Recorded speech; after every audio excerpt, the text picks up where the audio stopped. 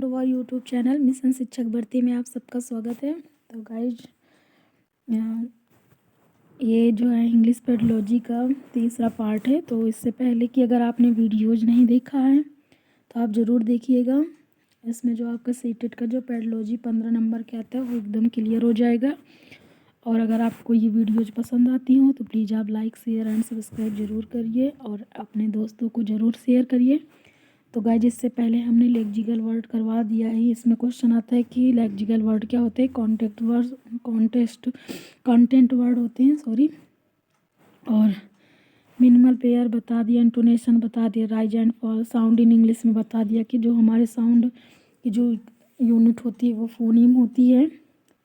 और इसमें जो टोटल साउंड 44 होते हैं, 20 वॉवल साउंड के होते हैं, 24 जो होते हैं वो 24 जो होते हैं वो कॉन्सोनेंट साउंड के होते हैं जो 26 लेटर से प्रोड्यूस होते हैं। ठीक। और नंबर ऑफ वॉवल साउंड अगर पूछेगा तो 20 है और नंबर ऑफ वॉवल से पूछेगा तो 5 है। नंबर ऑफ कॉन्सोनेंट साउंड पूछेगा तो 24 है। Number of consonant is 21। Diphthong से हमने बताया कॉम्बिनेशन ऑफ 2 वॉवल्स होता है। और आर्टिकुलेटर्स बताया, यानी vocal organ that takes part in the production of speech sound, ये हमने आपको करवा दिया। तो इसके नीचे का जो है दिया हुआ है, आइए वो देखते हैं। सिंटैक्स क्या होता है। सिंटैक्स तो हमारा जो सिंटैक्स होता है वो स्टडी ऑफ रूल होता है, स्ट्रक्चर होता है। वो हमारा क्या कहलाता है, सिंटैक्स कहलाता है, study of rules and structure. Study of rules and structure जैसे सब्जेक्ट वर्ब ऑब्जेक्ट, जैसे राम रीड अ बुक। ठीक। इसमें राम सब्जेक्ट, रीड क्या है, वर्ब में हमारा, आ बुक क्या हो जाएगा, ऑब्जेक्ट हो जाएगा। तो एक स्टडी ऑफ स्ट्रक्चर होता है ना कि पहले सब्जेक्ट फिर वर्ब फिर ऑब्जेक्ट।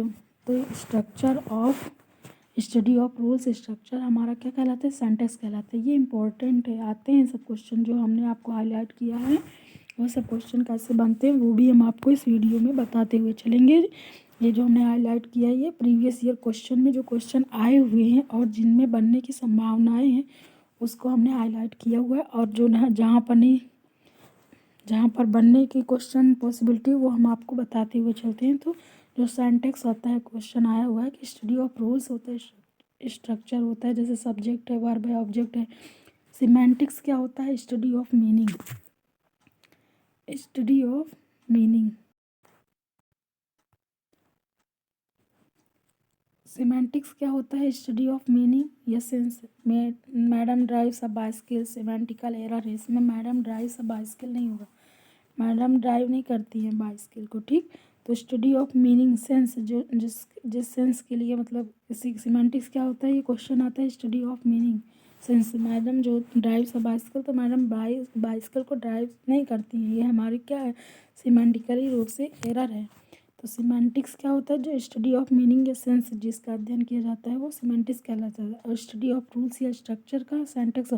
फोनीम क्या होते हैं, हमारे स्मॉलेस्ट यूनिट ऑफ साउंड होती है, जैसे चा फा था।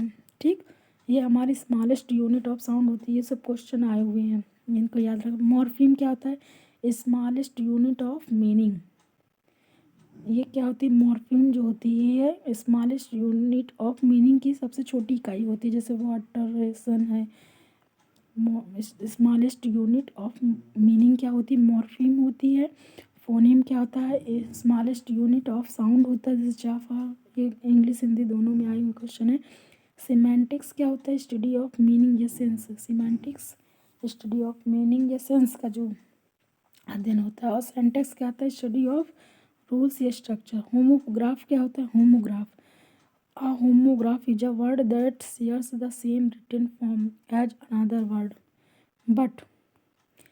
but has a different meaning. Homograph means लिखना आता है, share the same written form, लिखे सेम जाते हैं लेकिन क्या होता है इनमें डिफरेंट मीनिंग होती है। लिखे सेम जाते हैं लेकिन जो इनकी मीनिंग होती है वो अलग होती है। तो नेक्स्ट देखते हैं, जैसे लेड है, लेड है, लीड है। तो लेड और लीड इनके क्या, लिखे तो सेम गए हैं लेकिन इनकी मीनिंग क्या होती है। लेड मीन्स शीशा, लीड या मार दिखाना, ये होता है ना। तो लिखे तो सेम गए हैं लेकिन मीनिंग अलग हो गई। Pronunciation sound can be same और डिफरेंट। इनके प्रोनाउंसिएशन जो होते हैं वो सेम भी हो सकते हैं और अलग हो सकते हैं, लेकिन लिखे सेम जाएंगे लेकिन मीनिंग अलग होगी। और प्रोनाउंसिएशन या साउंड एक हो सकती है, लेड लीड है, और सेम भी हो सकते हैं। अलग है, जैसे इसमें लेड है लीड है, सेम भी हो सकते हैं और डिफरेंट भी हो सकते हैं pronunciation sound. Homophone is a word that is produced the same as another word but the spelling and meaning but that has a different spelling and meaning. Homophone is a word pronounced the same as another word but that has a different spelling and meaning. इनके to to समान ध्वनि होती है, लेकिन क्या होता है, spelling भी इनकी अलग होती है और मीनिंग भी इनका अलग हो जाता है। टू मीन्स भी, टू मीन्स दो, तो स्पेलिंग एंड मीनिंग तो दोनों डिफरेंट हैं इसके, लेकिन क्या प्रोनाउंस जो प्रोनाउंसिएशन है तो एक ही है ना। टू टू टू मीन्स भी, टू मीन्स दो, ठीक। इनके स्पेलिंग एंड मीनिंग अलग होते हैं। होमोनिम क्या होता है, spelled and homonym is a word that is spelled and pronounced like another word but that has a different meaning.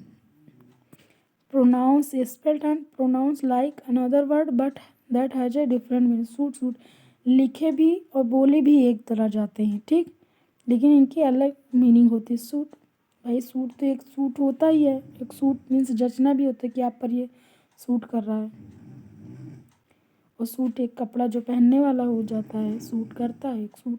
तो क्या होता है, इस लिखे भी सेम जाते हैं और प्रोनाउंस भी सेम किए जाते हैं, लेकिन एक डिफरेंट मीनिंग होती है।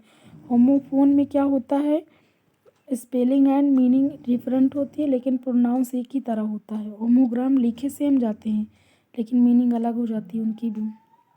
और होमोनिम क्या होता है, ये spelled and pronounce like another word but that has a different meaning. तो आई होप आपको इसमें प्रॉब्लम कहीं ना आई होगी। देख लेते हैं एक बार फिर से। होमोग्राफ में क्या होता है, डिफरेंट मीनिंग होती है, लिखे सेम जाते हैं, ठीक। होमोग्राफ मीन्स लिखना, तो लिखे सेम जाते हैं लेकिन मीनिंग अलग होती है। जैसे लेड है लीड है, लिखे सेम गए हैं लेकिन मीनिंग अलग हो गई। और प्रोनाउंसिएशन तो अलग हो सकता भी है, नहीं भी हो सकता। होमोफोन में क्या होता है, pronounce the same as another but that has a different spelling and meaning. Pronunciation इनका एक जैसे होता है टू टू, लेकिन मीनिंग और लिखे स्पेलिंग और मीनिंग में अलग होता है। और होमोनिम क्या होता है, लिखे साथ जाते हैं, प्रोनाउंस भी साथ किए जाते हैं, लेकिन इनकी मीनिंग अलग होती है। होमोनिम में इनकी मीनिंग अलग होती है लेकिन लिखे और प्रोनाउंसिएशन एक जैसे किए जाते हैं, सूट। आइए नेक्स्ट देखते हैं, पैराफ्रेजिंग में क्या होता है, paraphrasing means formulating someone else ideas in your own word. Paraphrase means कहना है formulate someone else ideas in your own words, अपने शब्दों में किसी भी, जैसे कोई पैराग्राफ है उसे लिखा हुआ है तो formulating someone else ideas in your own words, अपने शब्दों में जो है फॉर्मुलेट करना किसी के आइडियाज को। तो नोट टेकिंग, और याद रखिएगा पैराफ्रेजिंग मीन्स क्या होता है, formulating someone's else ideas in your own words. Note taking में क्या होता है, in the practice of recording information from different source and platform is a taking notes during a lecture class. In the practice of recording information from different source and platform. Note taking में क्या, during a lecture and class भी, जो जैसे कोई class में हम लोग कोई लेक्चर होता है या कोई क्लास के दरमियान कोई नोट डाउन करने वाली चीज़ें जो होती है वो क्या कहलाती है, नोट टेकिंग होती है। इसे हम डिफरेंट सोर्स और प्लेटफॉर्म से रिकॉर्ड कर लेते हैं, इंफॉर्मेशन को अपनी लैंग्वेज में लिख लेते हैं, टेकिंग नोट्स, ठीक। और टिप्स फॉर नोट टेकिंग देखते हैं। नोट टेकिंग समझ में जैसे हम क्लास में कोई, जैसे हम लोग डिग्री कॉलेज में है ना पढ़ते हैं, तो टीचर क्या होता है, अपने आप जो है मतलब खुद से जो है बोलते हुए चले जाते हैं, जो उसमें से हमें की पॉइंट लगता है कि जो इम्पोर्टेंट वो हम अपने से लिख लेते हैं, नोट कर लेते हैं। तो वही को हम क्या कहें, note taking. During the class lecture के दरमियान जो हम अपने हिसाब से जो हमें इम्पोर्टेंट लगता है उसे हम लिख लेना ही नोट टेकिंग हो जाता है।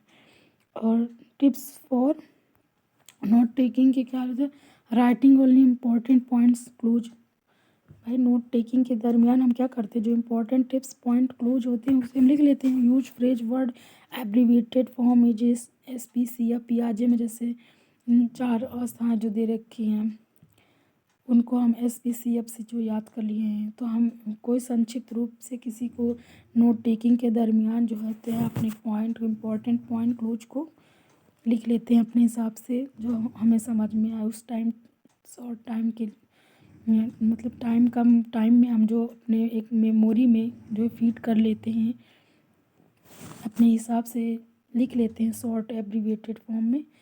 और फॉलो पैटर्न और ग्रामेटिक फॉर्म और फ्लो चार्ट। फॉलो पैटर्न और ग्रामेटिक फॉर्म और फ्लो चार्ट, इसमें हम क्या करते हैं, ग्रामेटिकल फॉर्म और फ्लो चार्ट का पैटर्न का यूज भी करते हैं अपने हिसाब से, जो जैसे समझ में आए लिख कर नोट कर लेते हैं फ्लो चार्ट या ग्रामेटिकल फॉर्म पैटर्न में। और नोट मेकिंग में क्या, note making is not just about writing down everything you hear और head. Note making is not just about writing down everything you hear or read. It's a process of reviewing, connecting, and synthesizing ideas from your lectures or reading. Note making में हम खाली जो लिखा हुआ है वही नहीं करते हैं भाई, जो कुछ हम सुनते भी हैं समझते भी हैं रिव्यू करते हैं, कनेक्टिंग करते हैं, सिंथेसिसिंग करते हैं आइडियाज़ को लेक्चर और रीडिंग के दरमियान। तो हमारा सब नोट मेकिंग में आता है, जो सुनते हैं, जो लिख भी पाएँ, जो नहीं लिख पाएँ, जो सुने हैं, देखे समझे, वो सब आता है हमारे नोट मेकिंग में। ग्रामर ट्रांसलेशन मेथड में क्या होता है ना, ग्रामर ट्रांसलेशन क्लास है student learn grammatical rules and then apply those rules by translating sense between the target language and the native mother tongue language. Grammar translation method. In grammar translation class, students learn grammatical rule and then apply those rules by translating sense between target language. तो जैसे राम जाता है तो हम राम जाते क्या कर, Ram goes कहेंगे, या मोहन बुक पढ़ता है, Ram Mohan reads a book, तो हमने मोहन वो एक बुक मोहन बुक पढ़ता है तो हमने इसको ट्रांसलेट कर लिया मोहन रीड्स अ बुक। तो ये क्या हुआ, हम इन दोनों को ट्रांसलेट करके कि अपने टारगेट लैंग्वेज और नेटिव लैंग्वेज में दोनों को ट्रांसलेट कर लेते हैं। स्टूडेंट जो है ग्रामर ट्रांसलेशन विधि स्टूडेंट की अच्छी होती है, जो हम अपने नेटिव लैंग्वेज हैं, क्योंकि मदर टंग लैंग्वेज में मैक्सिमम लोग सभी शुरुआत अपने मदर टंग लैंग्वेज में की है। जब अच्छे हाई क्लास स्कूल में जाते हैं, अच्छे स्कूल में पढ़ते हैं, तो वहाँ पर ज़्यादा इंग्लिश मीडियम जैसे हिंदी मीडियम, तो ये क्या करते हैं, कुछ दिन समझने के लिए अपना ट्रांसलेट करके ही समझते हैं। जैसे अभी है तो इंग्लिश है तो हम लोग ट्रांसलेट कर करके समझते हैं। तो इसी तरह ग्रामर ट्रांसलेशन ये बच्चों के लिए सही भी रहता है। Grammar translation method is one of the oldest method and also known as traditional method. ये आया है कि ओल्डेस्ट मेथड कौन सा होता है, ग्रामर ट्रांसलेशन मेथड, और ये also known as traditional method. इसमें हम यूज ऑफ मदर टंग करते हैं, यूज ऑफ डिडक्टिव मेथड, निगमन विधि क्या, डिडक्टिव मेथड इसमें निगमन विधि का यूज करते हैं। निगमन विधि क्या होता है, हम पहले रूल देते हैं तब एग्जाम्पल देते हैं। निगमन विधि में हमारा ये क्वेश्चन आता है, पहले रूल देते हैं तब एग्जाम्पल देते हैं, लेकिन एग्जाम्पल टू रूल आगमन विधि सही रहता है बच्चों के लिए। हम लोग पहले एग्जाम्पल देते हैं फिर रूल देते हैं, तब वो ज़्यादा बच्चों के लिए सही रहता है, वो समझ जाते हैं। तो ग्रामर ट्रांसलेशन मेथड क्या होता है, हम मदर टंग लैंग्वेज और या नेटिव लैंग्वेज जिसे कहते हैं और टारगेट लैंग्वेज दोनों को ट्रांसलेट करके सीख लेते हैं अपना दोनों, ठीक। कोई but student learn grammatical rule से सीखते हैं ना इसमें। और ये क्या होता है, ये ओल्डेस्ट मेथड होता है, ट्रेडिशनल मेथड होता है ट्रांसलेशन में, और इसमें मदर टंग का यूज होता है और यूज ऑफ डिडक्टिव मेथड निगमन विधि का यूज होता है। क्यों, क्योंकि ये रूल टू एग्जाम्पल जाता है।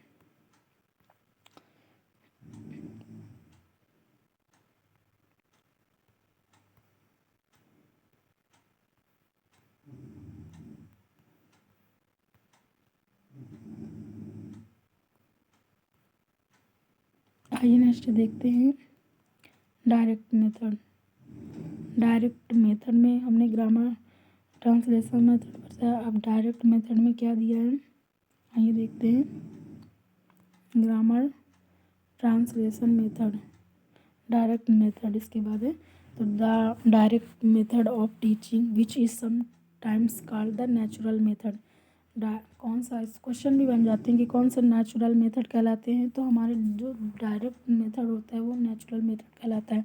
And it is often used in teaching foreign language reference from using the learners native language and use only the target language. Direct method में क्या होता है, हम लोग ये नेचुरल मेथड कहलाता है और इसमें हम is often used in teaching foreign language सीखने में है, reference from using the learners native language और use only the target language. इसमें डायरेक्ट कोई मदर टंग का यूज नहीं होता, इसमें डायरेक्ट इंग्लिश है, तो अपनी लैंग्वेज अगर इंग्लिश है तो डायरेक्ट बिना ट्रांसलेट किए हुए इंग्लिश में ही पढ़ाया जाएगा, जो नेचुरल मेथड कहलाता है। ठीक, इसमें फॉरेन लैंग्वेज यूज होते हैं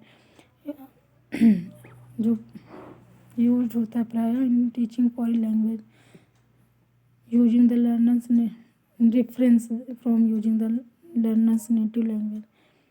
यूज ऑफ इंडक्टिव मेथड, इसमें क्या होता है, आगमन विधि का यूज होता है, ये एग्जाम्पल टू रूल होता है। ग्रामर ट्रांसलेशन में क्या होता है, डिडक्टिव मेथड होता है, लेकिन डायरेक्ट मेथड क्या होता है हमारा, इंडक्टिव मेथड होता है। आगमन विधि, आगमन विधि क्या होता है, ये हमारा एग्जाम्पल टू रूल जाता है। ठीक, उदाहरण से नियम की तरफ जाता है। मदर टंग इसमें अलाउड नहीं होती, इसमें डायरेक्ट इंग्लिश है हमारी में डायरेक्ट टारगेट लैंग्वेज, तो वो बिना ट्रांसलेट किए और डायरेक्ट पढ़ाई जाती है। तो मदर टंग क्या होती है, देखिए आइए नेक्स्ट देखते हैं। मदर टंग क्या होती है, होम लैंग्वेज होती है, जिसे हम नेटिव लैंग्वेज कहते हैं, ये हमारी पहली लैंग्वेज होती है। टारगेट लैंग्वेज या डायरेक्ट लैंग्वेज हमारी क्या होती है, स्कूल की जो लैंग्वेज हो, जो हमारी सेकंड लैंग्वेज होती है, जो डायरेक्ट मेथड नेचुरल मेथड में अप्लाई होता है, जिसमें हम नेटिव लैंग्वेज का विदाउट यूज किए भी या डायरेक्ट टारगेट लैंग्वेज जो स्कूल की लैंग्वेज जो हमारी होती है, उसे हम बिना ही नेटिव लैंग्वेज अपनी मदर टंग या होम लैंग्वेज नेटिव लैंग्वेज का बिना प्रयोग किए, जो हमारी की पहली भाषा है उसका बिना प्रयोग किए और डायरेक्ट टारगेट या स्कूल लैंग्वेज की हम जो अपनी सेकेंड लैंग्वेज है वो हम सीखते हैं। Language across the curriculum, LAC का फुल फॉर्म ही कभी पूछ लेता है कि लैंग्वेज अक्रॉस द करिकुलम क्या होता है। Lack, use of language in the context of other subject also such as using English in the study of history और other subject. Use of language in the context,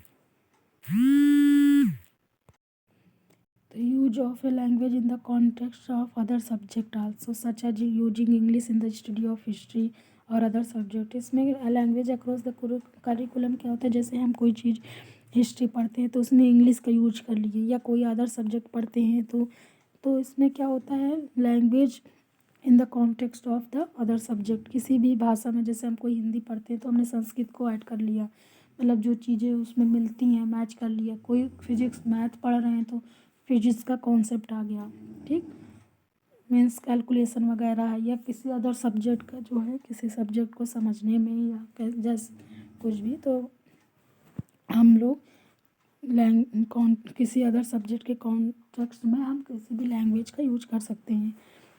ठीक, multilingualism में क्या होता है हमारा, मल्टीलिंगुअलिज्म में हमारा मैनी लैंग्वेज होता है, मैनी लैंग्वेज होती है, डाइवर्सिटी होती है, रिसोर्स होता है। इस पर क्वेश्चन बहुत आता है, इम्पोर्टेंट है, आपको याद रखना है, इम्पोर्टेंट है। मल्टीलिंगुअलिज्म मैनी लैंग्वेज, मल्टीलिंगुअलिज्म में हम बहुत सारी लैंग्वेज की यूज़ करिए, डाइवर्सिटी विभिन्नता होती है, इसमें रिसोर्स होता है। मल्टीलिंगुअलिज्म को हम एज ए रिसोर्स लेंगे, एज ए सेट लेंगे। डाइवर्सिटी होती है, इसमें मैनी लैंग्वेज होती है। तो गाइज आई होप कि आप सभी को ये वीडियोज अच्छी लगी होंगी और कहीं भी आपको प्रॉब्लम ना आई होगी। तो अगर गाइज आपको हमारी वीडियोज पसंद आती है तो प्लीज़ आप अपने जो है ओपिनियन हमारे कमेंट बॉक्स में ज़रूर बताइएगा, और वीडियो पसंद आए तो लाइक शेयर एंड सब्सक्राइब ज़रूर करिए प्लीज़ गाइज। एंड जो वहाँ भी कोई प्रॉब्लम होती हो या किसी भी टॉपिक को लेकर तो आप प्लीज़ कमेंट ज़रूर करिएगा। आप ज़रूर कमेंट करके बताइए कि कैसी वीडियो है हमारी, और इसी तरह आप हमारे साथ चैनल पर जुड़े रहिए। और गाइस, इससे पहले की वीडियोज़ अगर आपने नहीं देखी है तो उस पर ज़रूर देखिएगा उसको, और जहाँ भी आपको कोई प्रॉब्लम आती है तो आप बताइएगा। और जो है इससे पहले की जो 2 पार्ट के जो है इंग्लिश पेडोलॉजी हमने करवा लिया, हिंदी पेडोलॉजी करवा लिया, इसके बाद ईवीएस से करवाना है, मैथ आपको करवाना है। तो आप जो है जिस टॉपिक पर वीडियो चाहिए वो आप ज़रूर कमेंट करके बताइए। तो थैंक यू दोस्तों, थैंक यू सो मच।